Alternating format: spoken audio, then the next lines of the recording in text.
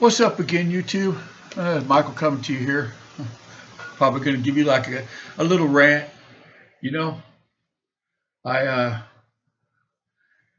I need to go to the USA. Don't really want to, but I have to because, like I said, I got to take care of some stuff, man. I got my ATM cards expired from my bank over there, and got some credit cards. I don't really use them over here, but they're expired, and I need to get them redone. You know, I need to get them. They won't send them over here to Cambodia. They won't send credit cards or my ATM card. I don't really need them because nobody over here really uses credit cards. But when I do travel, I like to use them. When I go out of the country, I like to use them. So there's some places, you know, they have the they have a Marriott hotel, and they have malls. They have you know, macro. They have some places that do take credit cards, but I usually try to pay cash, or I have a bank card over here. But I can just call my bank, and I know the people over there. I've been using the same bank. It's a local bank in the Central Valley of California. I've been using them for, oh man, more than, I'm going to say close to 20 plus years.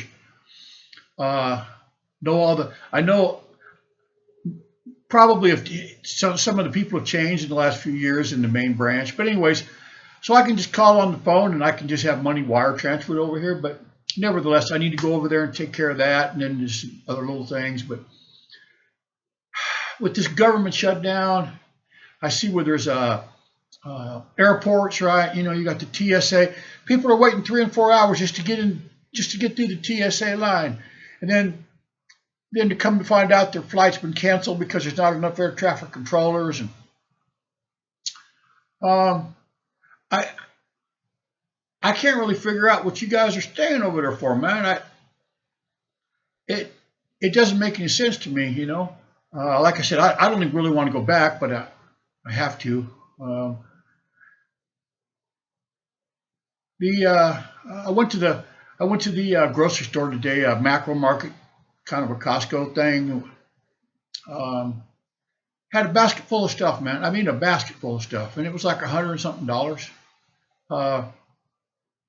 You know, just bought a lot of stuff for the house that we use around the house. I went to another place. It's like a Home Depot, Lowe's. You know, need to buy a few things for the house, and went over there just shopping. And I talk with people over here, and they're like, "Man, what in the heck is going on in the USA?" You know, they watch the videos. Some of them do. I mean, you know, of the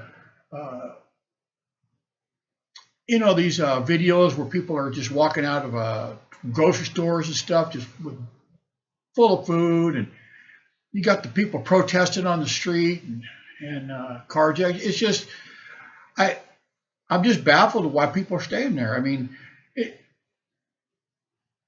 I guess maybe they're afraid of change. I don't really know. You know, it's just kind of weird that people can't see what's happening. You know, I mean, obviously they can. It's on the news, unless maybe you just don't watch the news, or you just look at cat videos or whatever you're doing on your phone. But I see it over here all the time, and I don't even live there. Like I said, I'm from California, and Los Angeles is just an absolute. It's just an absolute mess. There's graffiti everywhere. They have the you know, the Constantine wire, the barbed wire wrapped around all the poles. Homelessness everywhere, and it's like that through all out the, you know, West Coast. It's all your major cities are like that, and I'm kind of afraid to get over to the United States and then not being able to come back, because I don't want to stay there. I mean, I just really don't want to stay there anymore. The prices of everything. I was in Global today, and getting some home supplies, and I ran into another guy. I mean, obviously you can tell when somebody's not a Cambodian or an Asian, and he was a tall white guy, kind of like myself, and he asked me, he goes, hey, what's up? And I said, nothing. He said, where are you from? And I said, California. I said, where are you from? He said, he's from Canada. And he's done the same as me. He said he retired 4 months ago. He was living in a city called Siem Reap, which is kind of up in the Myanmar, Thailand, Laos, up in that area. I want to say northwest Cambodia. Anyways, he was staying up there. It's near the temple, Angkor Wat Temple, a pretty famous temple. But I asked him how, because he's only been living here for 4 months, and I asked him how he liked it. And he said, "Man, this is so much better than Canada." He said the prices are so. We were talking about the home prices and the taxes, and just the property taxes and the insurance. He said, "Man, they don't even have to have car insurance." I said, I know, no car insurance. So I told him where I lived. He didn't really know because he doesn't know this area very well. And I stood there and talked to him for, I don't know, maybe 10 minutes or something. And my wife was getting some things we needed there it's called Global, kind of like a Home Depot thing. And she was walking around, but we needed to get a few things. And me and him were just talking about how crazy it is. He tells his people who live back in Canada, he tells them, man, you got to get out of that place. It's just so expensive, and it's in some ways it's worse than the USA. You put something online, they're gonna come and arrest you and stuff, and shut down your bank. When they were protesting the COVID thing with the truck drivers, they were shutting down their bank accounts. It's all kind of crazy stuff. And of course, living over here where I do, you got to be careful what you say online too. I use a VPN. I use Surfshark. They don't pay me nothing to say that. I'm just telling you which one I use. I've been using Surfshark since I got here. Since I've come, I've been using it, and it works really nice for me. So, anyways, but I live in a place where there's only one political party. Yeah, just one. So they don't really allow any other political party. So pretty much whoever runs for office is gonna win, because there's no right and left. It's just a one. It's a uniparty. And plus, Cambodia is a kingdom. And they have a monarchy. They have a king, a young king, and then his mom is still alive. She was the queen. She's the queen mother, and her husband, I guess, passed away. I don't know when, but. So you got to kind of be careful what you say here, and any place that has royalty like that, you got to be kind of careful what you say. So I don't get involved. I don't have a dog in that race. I don't care what they do. As far as foreigners go, they treat foreigners really nice over here because we got the money. And they know that, and they're not. They don't want to lose that. They don't want to lose that. They don't want to lose that foreigner money that comes here when people come here on vacation. They don't want to lose that. They got an area of Phnom Penh, the city. It's down by the river, down by the Mekong. The Mekong runs right through the middle of Phnom Penh and the Mekong River, and they got an area down there. Oh, it's got to be, I don't know, at least 20 square blocks, and it's just full of foreigners. There's hotels down there. There's really nice restaurants down there. They have a lot of nightclubs, a lot of the boom boom girls. That kind of girl walking the street trade thing there. It's actually illegal here. It's actually illegal. But you drive around, there's massage parlors everywhere. $5 massage, $10 massage, but they get you inside, they're going to try to upsell you, so, but there's just, that whole area down there is just full of foreigners and full of girls wearing little short dresses. And like I said, a lot of nightclubs, a lot of drinking, a lot of partying and stuff. But you get out here in the suburbs where I live at, it's seldom see a foreigner. Got a couple that live here in the subdivision I live in, but a lot of the people that I see and talk to over here, or try to talk to, I'm the first foreigner in their life they've ever communicated with. So I think that's kind of strange, you know. When I say foreigner, I mean obviously somebody from China or Thailand or Vietnam. They're a foreigner too, I guess. But I'm talking about the white skin thing, you know, the whole you know, white guy, you know. So, anyways, but I talked to that guy for a while. We were trying to figure out why people want to stay in the USA and Canada. I mean, just, you know, you're going to see on the thumbnail, you know, the crime is just out of control. It's just, I mean, people just, all kind of just stuff I see on the news. My God. It's just actually, it's almost getting unsafe to be there, you know, and I'm going to have to fly. I'm going to end up flying into Portland. That's probably my best bet, because I used to live and work in Salem, Oregon, which is about 50 miles south of Portland. So I kind of know that area a little bit, but pretty nice little, used to be a pretty nice little town. I haven't been there in years, but so but I'm just kind of dreading having to fly into back to the U.S. I don't know when I'm going to be able to, because I don't want to get over there and this government shutdown thing just kind of explode and get stuck in the airport. I don't want to wait in the TSA line, man, for 6 hours, 5-6 hours, and then come to find out my flight's been canceled or something. I don't know. So, anyways, but like I said, went to the grocery store and just bought everything we needed. And daughter's in school, so it was just me and the wife doing a little bit of shopping. And I showed I made a YouTube short.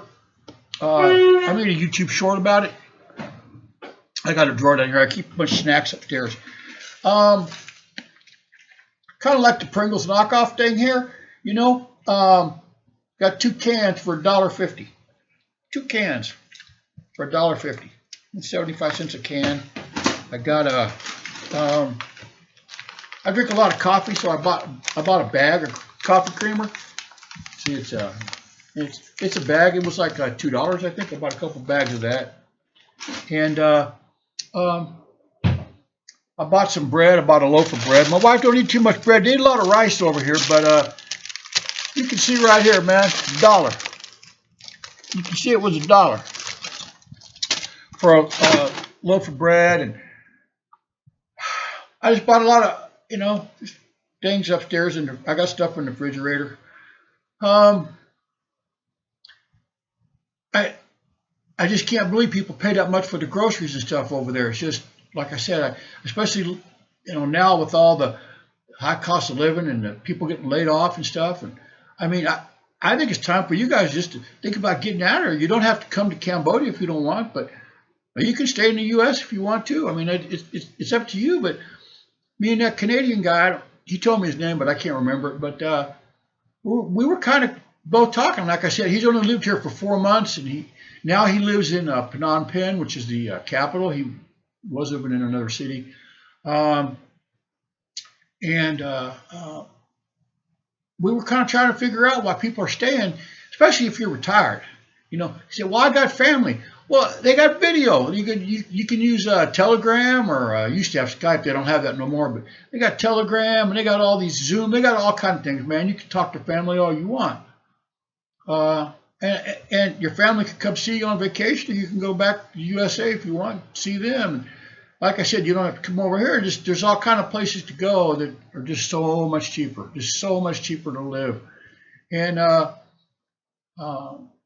if it's a country like Cambodia or Thailand or Vietnam or Laos or any of those other places, I'm telling you, they treat the foreigners nice because we tip well.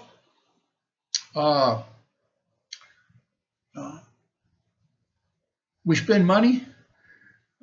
You know, people over here, they like to haggle on the price. So we've had a lot of stuff done to the house.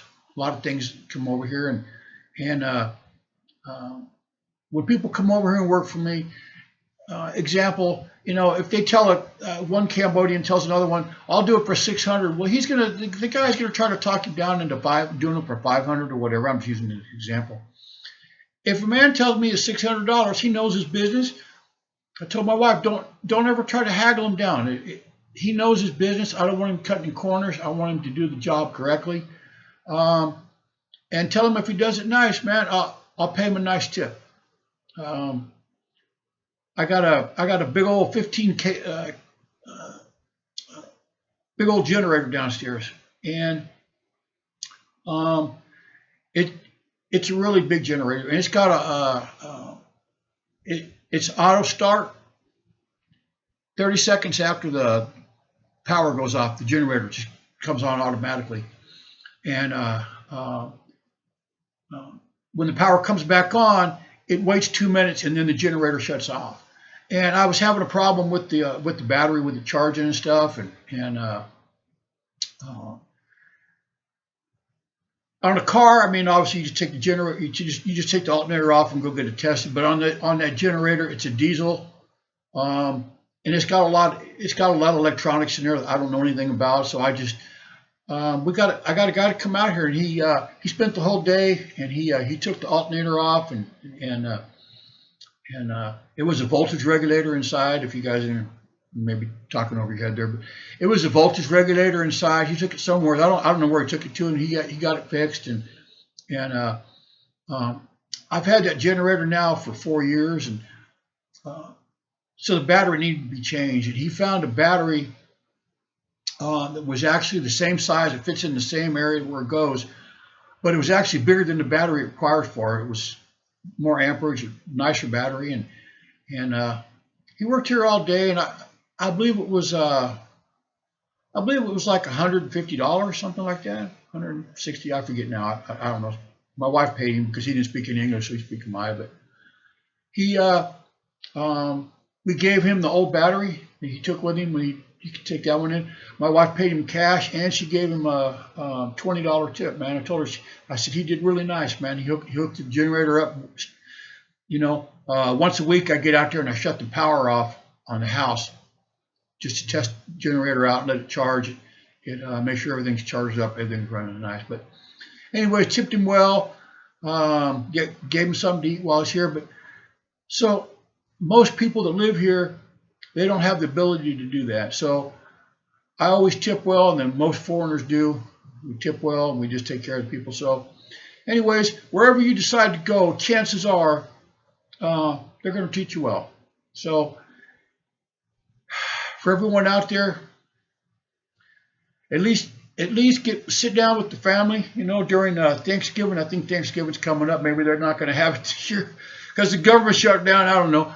But Thanksgiving dinner, sit around and talk with everybody, man. Say, listen, we got to get out of this place. Let's kind of talk about where we could possibly go. Anybody got any ideas what we can do? Start getting a plan together, because the U.S. as you know it is falling apart. Like on my video, it's the name of the name of my YouTube channel is Goodbye to USA, or Goodbye USA, and that has two meanings. For me, it was Goodbye USA when I left over there to come over here, but also it's Goodbye USA for everyone still there. If you're still there, it's Goodbye USA. So it's you guys can see it coming, man. Come on, you gotta know what's coming. So, anyways, if I can help you. As far as coming over here on vacation, you got any questions, anything at all. When I was talking to that Canadian guy, he said within the next couple of years, people are just going to be fleeing Canada and fleeing the U.S. I said, I know. That's why I'm starting this YouTube channel, kind of try to get a little business thing here going. But for right now, it's free. If I can help anybody as far as coming here on vacation, or you got any questions, or how to, what to do, what to expect, you can just send me an email or leave a comment, something. Send me an email at live, .rich, R-I-C-H, .Cambodia at gmail.com. If you send me an email, I'll send you back. I'll send you back links to whatever I can, you know, as far as that, and I'll answer any questions. And I use a Telegram. I'm not going to say my Telegram, but if you want to send me an email and talk to me live on, you know, on a Telegram, I use a Telegram over here. It's got a live feature. You can chat on it and stuff. I got a Telegram account, my phone number over here, but I'm not going to say it on the channel. If you guys have any more questions and you don't feel comfortable just speaking with me in an email, and like I said, I'll do the Telegram thing with you and try to tell you as much as I can about any kind of questions you might have or anything. So anyways, hopefully this shutdown thing ends soon and I can get my little USA trip done with, because I'm kind of dreading it. I told my wife, I said, man, I don't want to go, but I want to go. I want to just get it done and get it over with. And this will probably be the last trip to the United States I ever make. I hope. I hope I don't never have to go back there again, but you don't know, right? You just don't know. So anyways, all of you guys, take care. If you're out there and about, man, be careful. People are acting crazy, like they're all on drugs or something. I don't know what's wrong with them. So anyways, thank you for watching my thank you for watching me talk on YouTube. And if you would please just subscribe to my channel. I get a lot of views, but nobody subscribes. So if you subscribe, that'd be cool, man. If you guys could subscribe to my channel, give it a like. Like I said, I'm getting a lot of views, but nobody's like subscribing to my channel. So I don't know. Maybe I'm not making the right kind of content for them. But if I can help you guys, think about coming over here someplace, Southeast Asia. I'll give you any information I have, man. I'll try to help you guys out. So, all right, man. Thank you, guys, and I'll see you guys later. Bye-bye.